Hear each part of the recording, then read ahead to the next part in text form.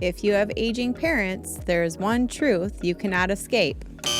You will either have this conversation now while everyone is calm, later when everyone's overwhelmed, or never have it at all and leave everyone in a not so good position. So today, I'll show you how to make talking to your aging parents about money easier, respectful, and more productive.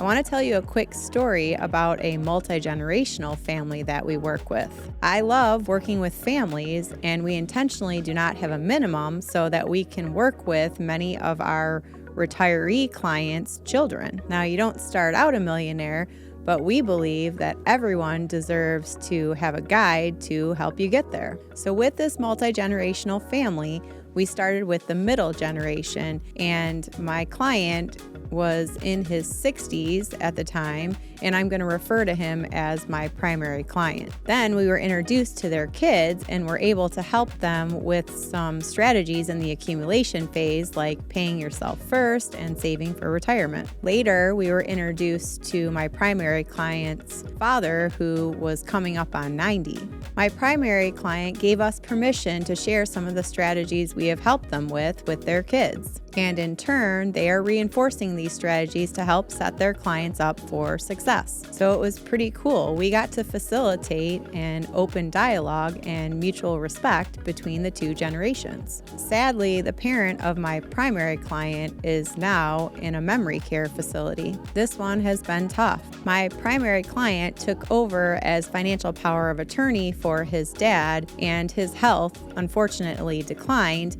And my client asked us to help him with what his dad had and what we might recommend. After sharing his dad's expenses and statements, we discovered that he had multiple different accounts among multiple custodians and multiple different tax qualifications. We were able to reduce his fees, provide better diversification, and better align his risk level. When we started looking into it, we found that he had a pretty high percentage in aggressive positions for someone that's in their early 90s, especially someone that's just entering a long-term care facility. My primary client had no idea his dad was so aggressive, and he really had never addressed it with him because his dad had been very successful and he felt a little uncomfortable. But this is a clear example of how having a conversation earlier really makes sense. Once he became aware of his dad's aggressive position, we made some strategic changes, including recommending some hold positions, which means we recommended not selling certain positions, really in that case to benefit the beneficiaries,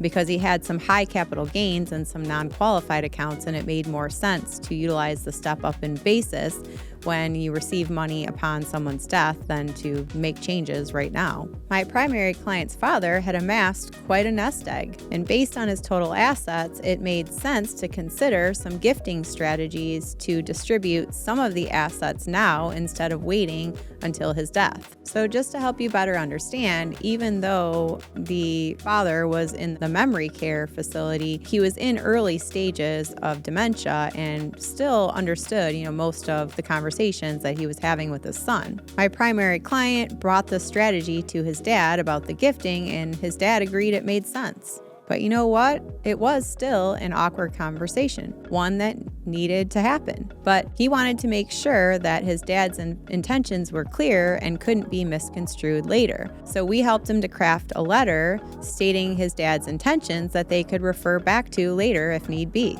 This helped both parties to feel more comfortable. So essentially, we have been gifting up to the federal gift tax exclusion amount for this client to each of his beneficiaries over the last few years. And in 2025, that amount is currently $19,000. I tell you this story for a few reasons. And, everyone likes stories, and this one has a good ending. So throughout this process, we discovered that having open conversations with your aging parents early is much better than waiting and maybe not even having that conversation at all. It was quite frustrating for my primary client. It took quite a few months for him to gather all the statements, figure out, where his dad was taking distributions.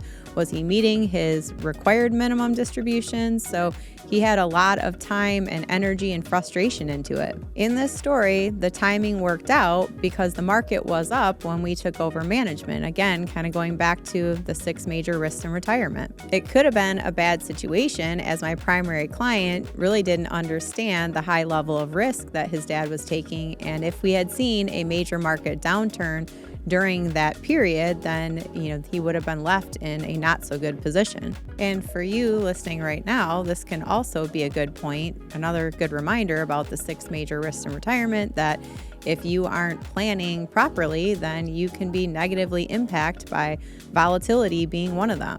I do want you to understand that these conversations can be awkward, not because I've just observed it, but because I've lived it. I also want to note that this actually shed light on having proactive conversation with my primary's children about, their finances and being more open about them. So like what happened with his father when he waited till he was 90 wouldn't happen with them. And then they also have us as a guide. I actually manage my parents' money. So speaking from experience, I felt funny discussing legacy strategies with my parents. And then I realized that, I'm really doing them and my brother a disservice by not having the same conversations that I have with my other clients. To be really clear, not having these conversations with your parents is a disservice. Sure, like most of us, I want my parents to spend and enjoy their money. I mean, I would be okay with them spending every last penny, but I know that's not going to happen. So after we incorporated a legacy strategy, it actually made my parents more at ease, and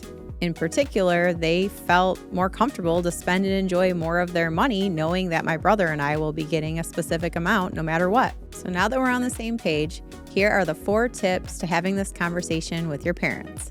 Number 1, start sooner than you think. Waiting only increases the chance for unnecessary stress in the future. You've got enough going on, there's really no reason to add to that stress. Number 2, use gentle, respectful openers. Maybe use a story to help them understand, better how this can cause distress, if not addressed. Your parents are aging and sometimes scared of what the financial implications are and the unknowns. And many of them don't want to show that side to their children. But you live in the internet age. You have a lot more access to information than they did. You're watching videos from top financial advisors and retirement experts, and it's your duty to help get this information into their hands. Number 3, cover the essential topics. Do you know where their passwords are? Have they set up their burial information? Do they have their beneficiaries set up properly? Or if you have bank accounts, have you set up transfer on assets called TOD, TOA? You want to make sure that that's been set up properly.